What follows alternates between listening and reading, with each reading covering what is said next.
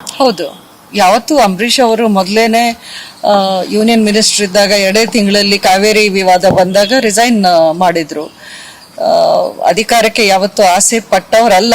2018ರಲ್ಲೂ ಅವ್ರಿಗೆ ಕೊಟ್ಟ ಬಿ ಫಾರ್ಮ್ನ ತಿರಸ್ಕಾರ ಮಾಡಿ ವಾಪಸ್ ಕೊಟ್ರು ಕಾಂಗ್ರೆಸ್ಗೆ. ಸೊ ಹಾಗಾಗಿ ನಾವು ಅದನ್ನೆಲ್ಲ ನೋಡ್ಕೊಂಡು ಬಂದ್ವಿ. ಅಧಿಕಾರಕ್ಕೆ ಅಥವಾ ಸ್ವಾರ್ಥ ರಾಜಕಾರಣಕ್ಕೆ ನಾವು ಯಾವತ್ತೂ ಆಸೆ ಪಡಲ್ಲ.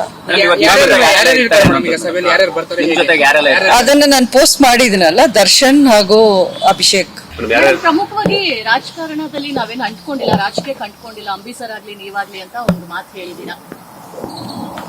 ಹೌದು, ಯಾವತ್ತು ಅಂಬರೀಷ್ ಅವರು ಮೊದಲೇನೆ ಯೂನಿಯನ್ ಮಿನಿಸ್ಟರ್ ಇದ್ದಾಗ 2 ತಿಂಗಳಲ್ಲಿ ಕಾವೇರಿ ವಿವಾದ ಬಂದಾಗ ರಿಸೈನ್ ಮಾಡಿದ್ರು. ಅಧಿಕಾರಕ್ಕೆ ಯಾವತ್ತು ಆಸೆ ಪಟ್ಟವರಲ್ಲ. 2018ರಲ್ಲೂ ಅವ್ರಿಗೆ ಕೊಟ್ಟ ಬಿ ಫಾರ್ಮ್ನ ತಿರಸ್ಕಾರ ಮಾಡಿ ವಾಪಸ್ ಕೊಟ್ರು ಕಾಂಗ್ರೆಸ್ಗೆ. ಸೊ ಹಾಗಾಗಿ ನಾವು ಅದನ್ನೆಲ್ಲ ನೋಡ್ಕೊಂಡು ಬಂದ್ವಿ. ಅಧಿಕಾರಕ್ಕೆ ಅಥವಾ ಸ್ವಾರ್ಥ ರಾಜಕಾರಣಕ್ಕೆ ನಾವು ಯಾವತ್ತೂ ಆಸೆ ಪಡಲ್ಲ.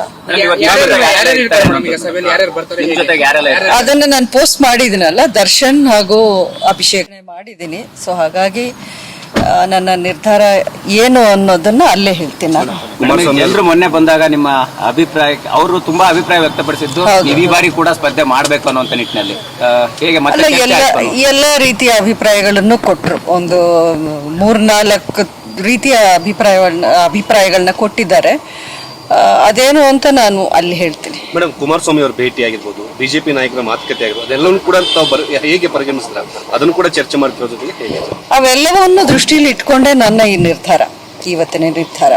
ಕುಮಾರಸ್ವಾಮಿ ಮಂಡ್ಯದ ಪ್ರಮುಖ ಲೀಡರ್ಸ್ ಏನ್ ಹೇಳಿದ್ದಾರೆ ಅನ್ನೋದು ನಿಮ್ಗೆ ಮತ್ತೆ ಅದೆಲ್ಲ ಅಂದ್ರೆ ನಮ್ಮಲ್ಲಿ ಕಾನ್ಫಿಡೆನ್ಷಿಯಲ್ ಆಗಿ ಆಗುವಂತ ಚರ್ಚೆಗಳು, ಅದನ್ನ ಈ ಒಂದು ಸಂದರ್ಭದಲ್ಲಿ ಹೇಳೋಕೆ ಅದು ಸರಿ ಹೋಗಲ್ಲ ಹೇಳಿದ್ರೆ. ಈ ಮಂಡ್ಯ ರಾಜಕಾರಣ ತಮ್ಮ ಏನ್ ನಿರ್ಧಾರ ತೆಗೆದುಕೊಳ್ತೀರಾ ಅಂತ ಹೇಳ್ಬಿಟ್ಟು ಹೊರಟಿದ್ರೆ ಏನ್ ಹೇಳುತ್ತೆ ಈ ಸಂದರ್ಭ? ಬೈಟ್ ಬರ್ತಿದೆ ನೋಡಿ, ಬೈಟ್ ಬರ್ತಿದೆ. ಎಲ್ಲ ನಿರ್ಧಾರ ನಾನು ಮಂಡ್ಯದಲ್ಲೇ ಹೇಳ್ತೀನಿ ಅಂತ ಘೋಷಣೆ ಮಾಡಿದ್ದೀನಿ. ಸೊ ಹಾಗಾಗಿ ನನ್ನ ನಿರ್ಧಾರ ಏನು ಅನ್ನೋದನ್ನ ಅಲ್ಲೇ ಹೇಳ್ತೀನಿ ನಾನು. ಎಲ್ಲರೂ ಮೊನ್ನೆ ಬಂದಾಗ ನಿಮ್ಮ ಅಭಿಪ್ರಾಯ, ಅವರು ತುಂಬಾ ಅಭಿಪ್ರಾಯ ವ್ಯಕ್ತಪಡಿಸಿದ್ದು ಈ ಬಾರಿ ಕೂಡ ಸ್ಪರ್ಧೆ ಮಾಡಬೇಕು ಅನ್ನುವಂತ ನಿಟ್ಟಿನಲ್ಲಿ ಹೇಗೆ ಎಲ್ಲ ರೀತಿಯ ಅಭಿಪ್ರಾಯಗಳನ್ನು ಕೊಟ್ಟರು. ಒಂದು 3-4 ರೀತಿಯ ಅಭಿಪ್ರಾಯಗಳನ್ನ ಕೊಟ್ಟಿದ್ದಾರೆ. ಅದೇನು ಅಂತ ನಾನು ಅಲ್ಲಿ ಹೇಳ್ತೀನಿ. ಮೇಡಮ್, ಕುಮಾರಸ್ವಾಮಿ ಅವರ ಭೇಟಿ ಆಗಿರ್ಬೋದು, ಬಿಜೆಪಿ ನಾಯಕರ ಮಾತುಕತೆ ಆಗಿರ್ಬೋದು, ಅದೆಲ್ಲವೂ ಕೂಡ ಹೇಗೆ ಪರಿಗಣಿಸಿದ್ರ, ಅದನ್ನು ಕೂಡ ಚರ್ಚೆ ಮಾಡ್ತಿರೋ ಜೊತೆಗೆ ಹೇಗೆ ಅವೆಲ್ಲವನ್ನು ದೃಷ್ಟಿಯಲ್ಲಿ ಇಟ್ಕೊಂಡೇ ನನ್ನ ಈ ನಿರ್ಧಾರ, ಇವತ್ತಿನ ನಿರ್ಧಾರ.